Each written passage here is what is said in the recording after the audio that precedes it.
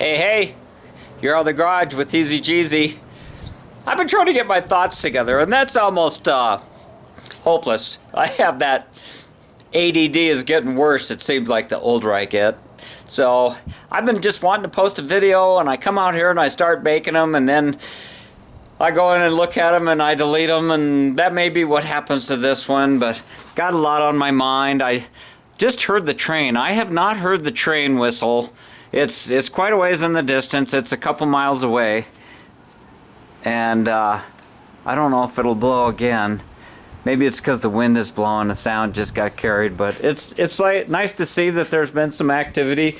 I hope you're having some good activity at your place. I had a friend of mine come by.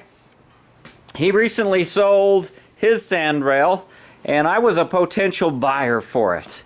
And I just couldn't seem to get off the fence on what I wanted to do, and I already had this car, and I didn't want to spend a large sum of money for another used car with a lot of parts, if that makes sense to you. And it's like, then there's the problem of where am I going to keep it and what am I going to do with it, and I have so many extra parts already. And he got impatient with me and stuck it up on Craigslist, and somebody else won the lottery there, and I think he came out a little better ahead as well. But he was going through some of his things, and it brought back some memories, and I've been looking at it, and I just, wanted to put up a video, and we'll kind of talk about current events, and we'll talk about a little bit of everything. Who knows where this will lead? I just do it off the cuff. So, I've known this fellow for over 25 years. One of the things he brought up here was this, and you might just look at that and say, what the hell significance does this dishpan have? Well, on my very first trip to Glamis, California, the sand dunes, he and I, we went together, and I can't remember, I think it was on the way back. We were driving through the desert south of Moab, or northern Arizona, I'm not sure, right in that area. And it was definitely a desert area, and we both have been driving a long time and had to stop and pee. And that's back in the time when you used to jabber away on CB radios, So there's those big cactus that look like the big arms, out there. And we ran out in the desert, and we were just kind of looking around, and this thing was laying there in the desert, in the dirt. It probably off the side of the road, maybe. I don't know. It came off of somebody's vehicle or trailer or who knows what. Maybe somebody was moving, but it was laying there. And he says, here. He picked it. I think he was kind of a character. I think he picked it up, and we were both in open trailers, and I think he set it on my seat. He says, you'll need that, because he knew what a collector. I mean, look around my garage. You guys have been with me for a long time. He says, you need that, Greg. You need that. And I said, no, I don't, and we kind of like, I threw it out in the desert, and then he threw it back, and we went back and forth. And for the rest of that trip, for the next several hundred miles, every time we would stop, we would, if I had it, I would try to hide it on his trailer or put it in his truck or put it in the bed of his truck, and then he would find it. And I think we spent the night over in Utah. We may have even drove around over there or Grand Junction area, but next thing I'd know, I'd find it on my car or in my trailer or in my stuff, and we went back and forth all the way home, and he was chasing after me at one point, and he threw it trying to make it land on my car, and I just made it out of the way, and he picked it up, and so here 25 years later, I think I got him the last time. We stopped for gas at a truck stop, and I got some of those nylon wire ties, and he had expanded metal floor in his buggy, and I think I put it on the bottom of his car and tied it there with those nylon straps. And here, all these years later, he's kept this thing, and he brought it back to me with all this other stuff. And I'll tell you, I will cherish this thing. he said to me, Greg, he says, for 25 years I've been thinking about, you know, every time I come close to your house, I'm thinking, oh man, I wish I had that old dish basket with me. I would zip tie it to your doorknob. But he says every time I was in the area, it was at home, and it never happened. So here you go. And it's like, thanks, buddy. A lot of memories go with that. That thing is overflowing with memories, and I just wanted to share that little story with you. He gave me this aluminum link pin front end and a stock steel one, and you can see it's a JT, and both the shock towers are broke off of that, and it's pretty much a perfect match for the one I have over here, and except mine's got the trailing arms in it. But I think if I pull this apart, I'm going to have those trailing arms are going to be, I think I drilled a bunch of holes in them to lighten them. And I don't know if you can tell. Let's be the other side here. My shock tower is broken off too. Yep, those old cast aluminum shock towers didn't hold up. But I think maybe, I don't know if I did all 4 of them, but we may be able to put something together and have something functional. I don't know what for. Yeah, we'll see what happens to this car. I think I'm pretty much done with the sand dunes. It's a shame because the car is running really good, and I've got this close ratio tranny that's working really good now, and the battery doesn't seem to be staying up on it. So in lieu of all the cars that I have, I run this. This is an Odyssey battery, and these things last for years and years and years. They're very expensive. They're over $100, but they weigh nothing, and you can put them in any position, and it's been working. Let's see, I think I'm in neutral. Yeah, that's enough to start your car and knock things down. I don't want to get that grease all over my hands. I've had a lot of projects, but I don't know. Just this morning, I cut myself right there. I just pinched myself. Seems like when you get old, your hands, your skin gets so thin, and you get cut so easy. It's just crazy. And I wanted to get some gloves, and a lot of that front end work, all this stuff, I was picking them out of there, and they were, there's a little slop in them, but those are very usable. And I just want to show you something. This is for that link pin front end, the early style front end. If you have one of these, or if you're at a swap meet and you see these things, you'll always hear stories how the speedometer side is the side that gets bent. That's the major difference. You're supposed to be able to get more travel from a link pin without binding things up. With a ball joint front end, there's a limit to how far that ball will travel, and what they do on the socket is they elongate the edges of the socket, and they have a little bit more travel, and they are very durable and they are very rugged. But for a long time, when these were easier to find, people used the link pin front ends, and they would stick a bolt through here to help strengthen it, but there was always problems. So the thing you want to look for, if it has this is the bearing seat, and if this thing does not come off like that, this one didn't stick. It goes on and off, and I think I might be wrong. I might be lying to you, but there was something about it. If you can't get it off, this is the spacer where the grease seal goes. I think that's supposed to come loose too, because you should be able to replace that. But if it won't slide on and off, that means your spindle's bent. That was the whole point of that thing. Now I can clean this up with some emery cloth. If you're trying to get the old one off, don't grab it right here, because this is the seal surface for your grease seal. So don't just get some channel locks or vice grips on there and start bashing them down, unless you've got something to replace it with. But we're talking here, looking at the swap meet stuff. Now here's something else that was in this box. What do you think this is?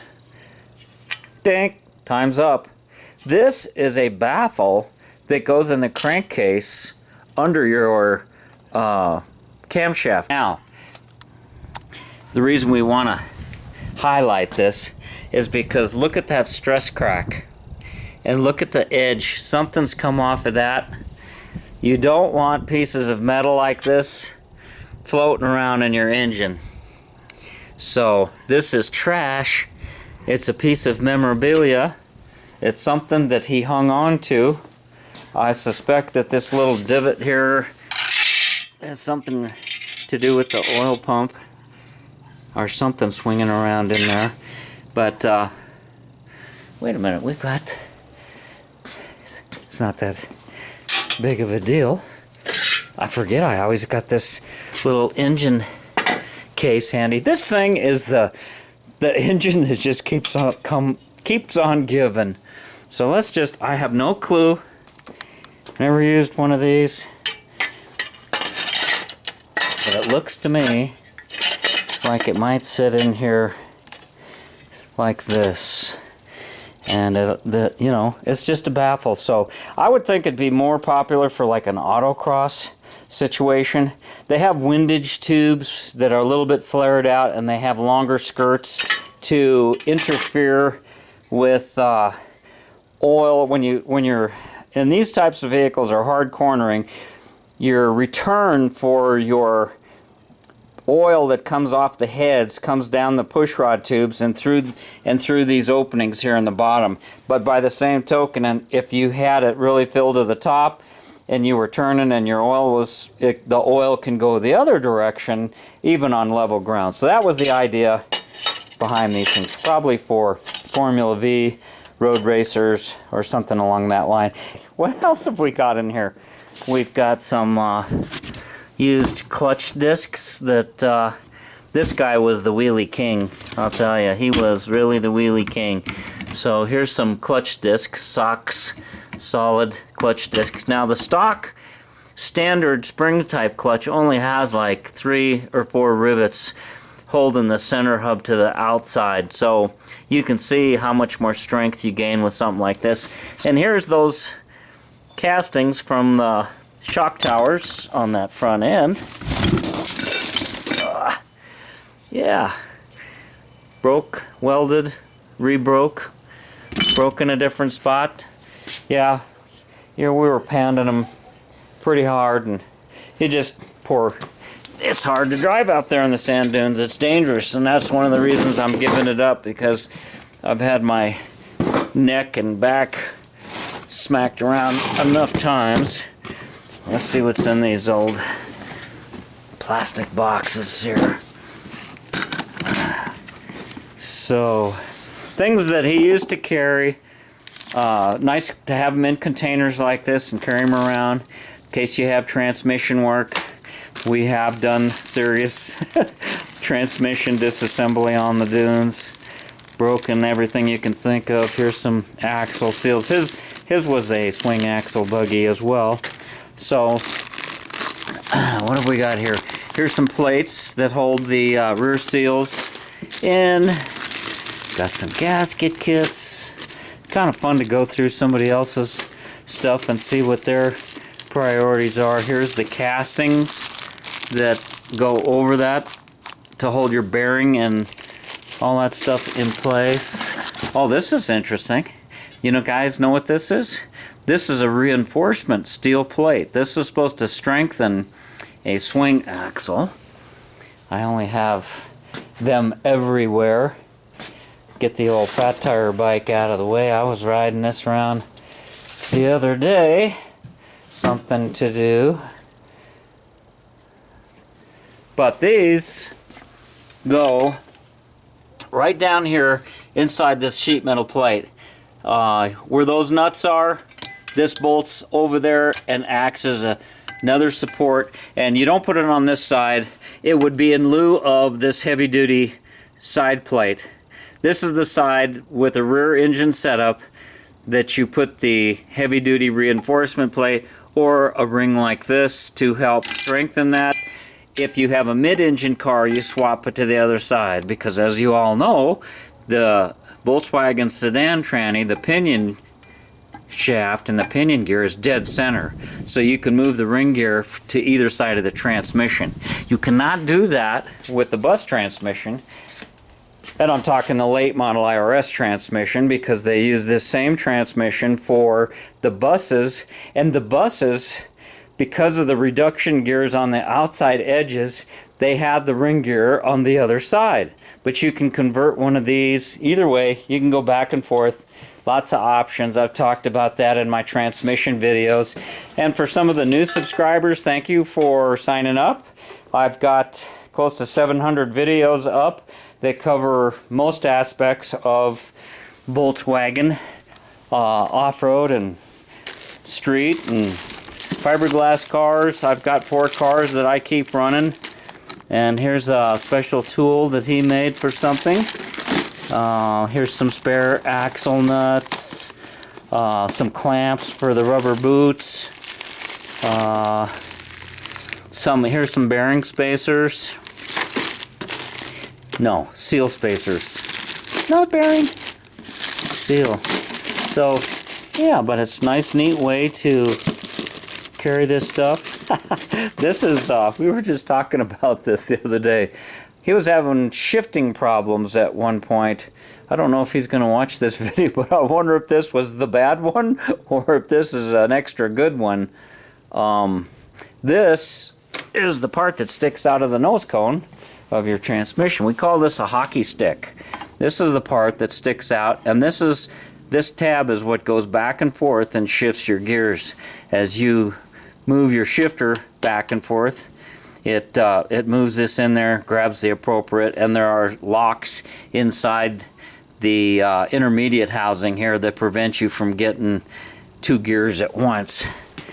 Nice thing to have a spare, and I think he felt he was having shifting problems and actually bent it, and he replaced, remember we were talking about this, replaced it. And what's in the coffee can? I forget. I already looked at some of the, oh, this is nuts and bolts for the boots, some odds and ends, and this is all the kinds of stuff that sort of comes up. This is the kind of stuff, if you don't have it, it can just ruin your vacation. Because if you're out there in the sand dunes or Moab or wherever, you know, they're just not, there used to be a place, I think it's still there, called Tom Tom's in Moab. But the guy just wanted to sell cars. Where did I get this? I want to kind of keep this thing together. This is all transmission stuff, so I think regardless of where he had it, I'm putting it back in that box, okay? So, did we go to the other box yet? We're just going to go through this stuff together. There's something that you don't need very often, but looks like a nice German one.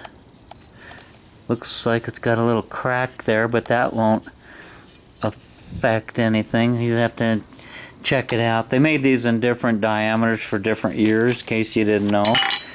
And here's some cylinder shim spacers, some cork gaskets, I can feel them, valve cover gaskets, and some stuff like that. Some used, you know, this is, he does the same thing I did. You don't throw these things away. You have one of them that cracks and goes bad, and your car starts missing and popping and snapping, and you've taken the jets out and cleaned them and you can't find the problem, then this is one of the areas. It's supposed to show up by spraying a little brake fluid or carburetor cleaner around the base of your intake manifolds. These go down here at the base of the intake manifolds here on the head, and these things eventually they give way, but you don't want to use those stock metal ones for a dual carb setup. They're made for that stock manifold, and it helps transfer the heat into those intake manifolds.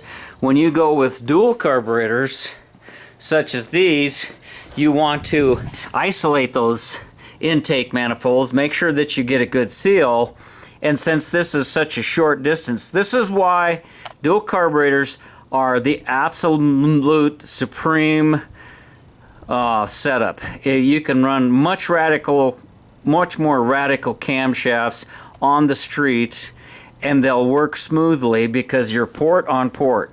It's like having two carburetors here, so each cylinder, the overlap and the duration and the lift of your camshaft, if you have these type of carburetors, Weber's or Delortos or any dual setup like this, the one barrel carburetors like Cadrons, they work, but these will idle like stock. And depends on what you're using the car for. If you're drag racing, they can fix you up and set you up. That Caddyshack outfit, they will set you up. They run some pretty big engines, 2332s with dual Cadrons.